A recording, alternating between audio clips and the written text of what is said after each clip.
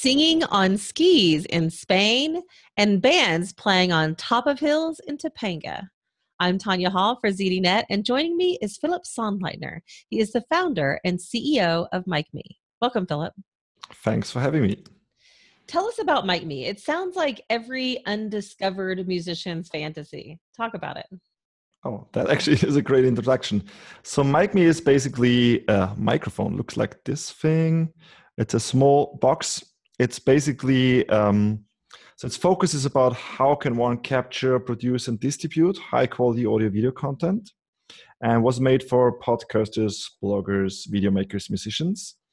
Basically, everyone who wants to create high-quality audio-video content on the go or at home, and helping them to focus on the story actually, and not to care too much about the production, because it's actually audio-video production is quite heavy. It's not that easy. As you see in the podcast now, we have microphones, you have a microphone, a lot of cables, a lot of equipment behind the scenes.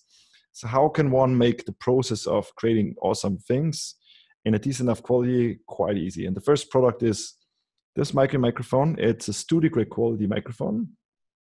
So you see there's a button on top. If you push it, basically you record to its internal 60 gigabyte disk. So it's completely standalone and you get really nice audio quality. By the way, recording this through this other microphone.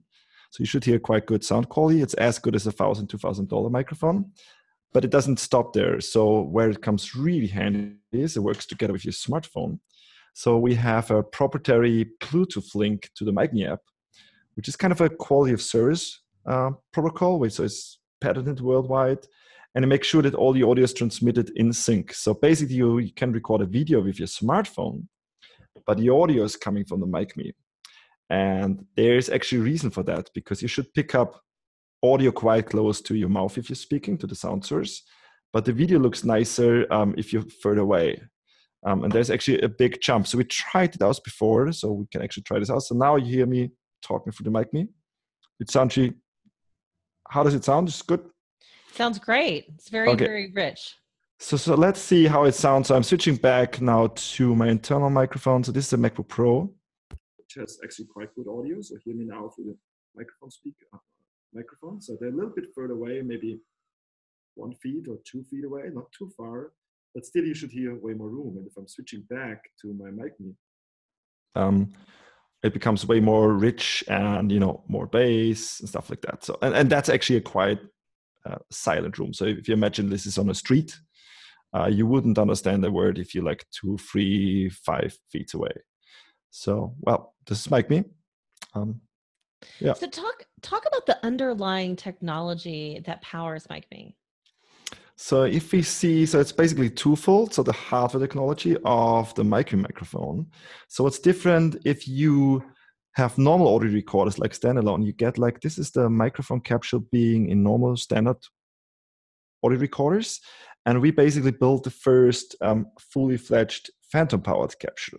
So basically what gives you like studio grade quality, basically your microphone, Tanya, like that, really nice close proximity radio voice quality comes from this big capsule. This is why basically next to your face is like this big fat microphone, because just those big capsule gives you really nice radio voices. And nobody figured out how to do this in a mobile device.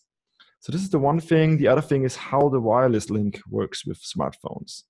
So if you record with AirPods, for example, or earpods, wireless earpods, your voice, your speaking voice, if you call, they only transmit 8 kilohertz of audio bandwidth, which is just like a quarter of what you normally record, like 44.1 kilohertz, because Bluetooth cannot really, or let's say the standard Bluetooth profiles cannot really do that.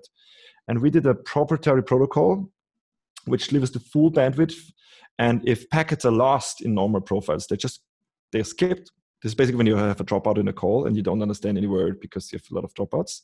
So with MicMe, as we record everything on site in the microphone itself, if we lose packets, at the end of the recording, we retransmit them. So you don't lose anything because your file is always safe on the device itself. And the third thing is that we sync the video to audio, meaning that, it's very important that the picture is in sync with the audio. Bluetooth has a pretty big latency, so we figured out a way how to get rid of the latency in post-processing. And that's basically technology-wise. But even bigger than that is the idea that it's just technology should just enable you to do things better. So how can you create better stories? And we take over the part of creation, like recording, production, and distribution. Right now, we take care of the recording part with the microphone and the app. The next step of the company is taking care of the production, like more making small movies, adding like your branding or whatever in the movie. And the third goal is taking care of the distribution. So it's more like a process optimized company. So we're not a microphone company at all, even if we sell right now a microphone, but there's like a bigger vision behind MicMe. And I heard you say earlier that this is patented, correct? Yeah, so the wireless link, how we transmit audio from the MicMe to the iPhone, or let's say our app, we have a couple of patents on that. How you build a quality of service protocol, how you sync the audio to video is another part, because actually the audio is coming way too late. So we have to shift them back in a more intelligent way. So there's a couple of patented solution in that technology. Would it be possible to sync the video between multiple cameras and the MicMe audio? Yes, that would be possible. So there's a lot we can do in software. So it's a heavily software dependent product. So we spend like quite a long time, like 3.5 years on 3 years making the hardware work. And there's quite a lot of like 350 megahertz processing power inside the device. So you can do a lot of things with free software updates. Like I just mentioned before, so I'm not recording wirelessly yet because I'm actually testing in this podcast the cable solution. So you see this small cable is going into my MacBook Pro.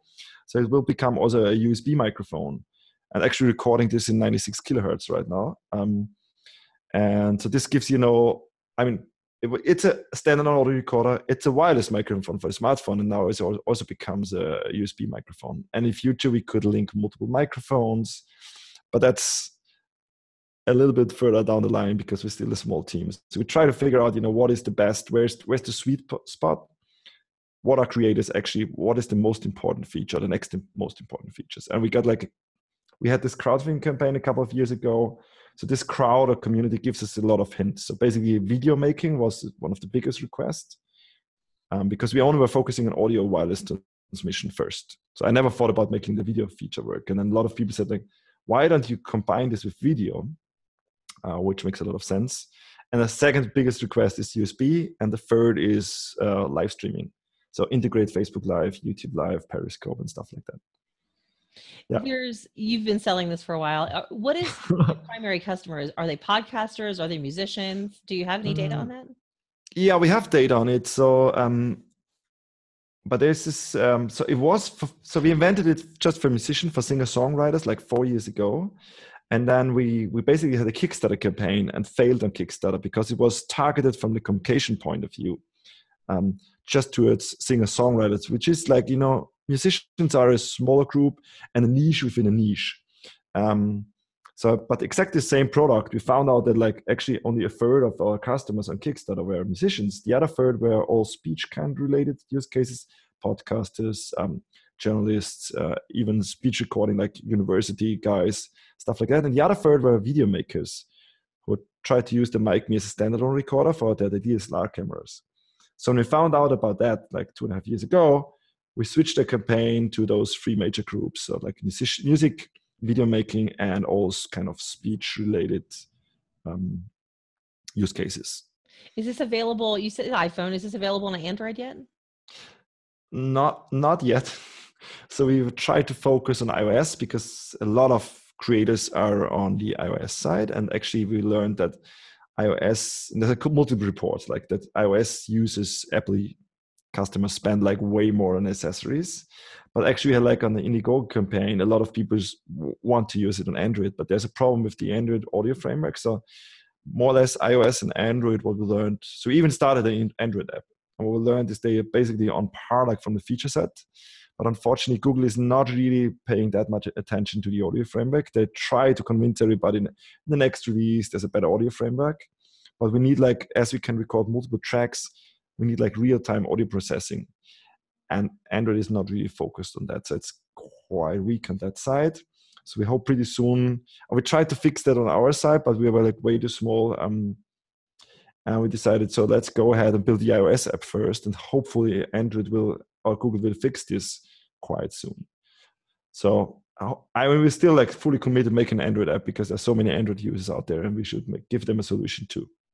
The audio quality is amazing. It sounds wonderful. And it's a really interesting, easy tool, I think, for use. And I think of musicians, of course, outside of podcasts. What's next for MicMe? So as I said, there's a lot of on the software side we could do, but we also got like a lot of requests that this is a nice microphone. People like, especially podcasters and musicians, love it. But for certain use cases, like if you're a journalist, for example, like depending on how you build your story, you would have to like you don't want to have to hold your MicMe in your hand. So you actually can run around quite easily.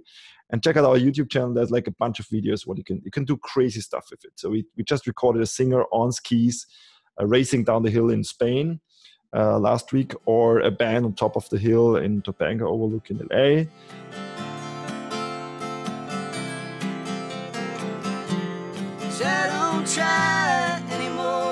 Where a lot of people say like, this is fake, this is not true, you recorded this in the studio. And even the musician said like, did we really record this right now, like 5 minutes ago? Yeah, we did.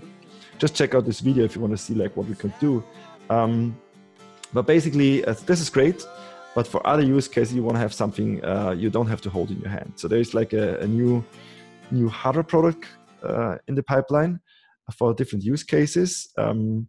And way more software stuff. Because actually what we try to build is like, new use cases or enable new type of formats. Like we're sitting now in the studio, I'm sitting at home. It's a quite of static, normal setup for podcasting. But what if you want to do the same thing while we're walking?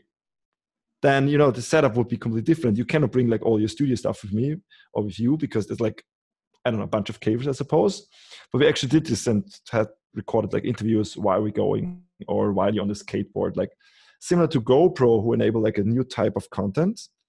MicMe might help you to do that more on a podcasting, video making, musician side, stuff like that. So that's the long-term goal. And actually, taking over the world of content making. That's taking over the world. I think you've already started doing that. Thank you so much. I'm really excited about this product. It's very different in the technology. It's a good thing you did patent it because I think you might have some severe competition out there. If somebody wants to connect with you, Phillip, or maybe they want to find out more about MicMe, how can they do that? So just on all social media platforms, just search for MicMe or MicMe Music. Our handle normally is MicMe Music, or go to MicMe.com where all the links are, and you'll find all the information, all the videos, and you can buy the stuff online at B&H currently in the US, and Thomann and Amazon in Europe. We'll be happy to see what you can build with this thing and share some great content with us. Well, I'm certainly impressed, like I said, and thanks so much for joining me. If you want to find more of my interviews, you can do that right here on ZDNet, or find me on Tech Republic, or maybe find me on Twitter. I love to tweet at Tanya Hall Radio on Twitter, or on Facebook by searching for The Tanya Hall Show. Until next time.